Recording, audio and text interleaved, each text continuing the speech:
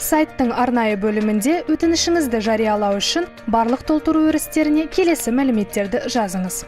Өтінішіңізге қатысты саланы көрсетіңіз. Тұрғылықты өңіріңіз.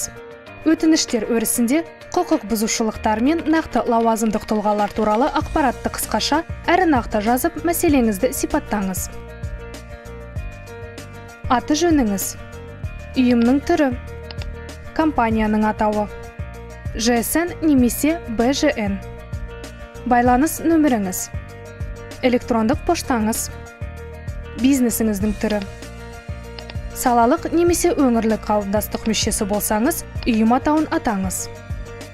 Сондай-ақ қажетті құжаттардың көшірмелерін қоса жіберуіңізге болады. Жіберу сілтемесін басқаннан кейін, сіздің электрондық мекен-жайыңызға код нөмірі көрсетіле отырып, өтінішіңіздің тіркелгені туралы хабарлама келеді. Аталған код нөмірі арқылы өтінішіңіз бойынша жүргізіліп отырған жұмыстар барысын қадағалап, мәселеңізді қарастырып отырған орындаушымен байланысу мүмкіндігін иеленесіз.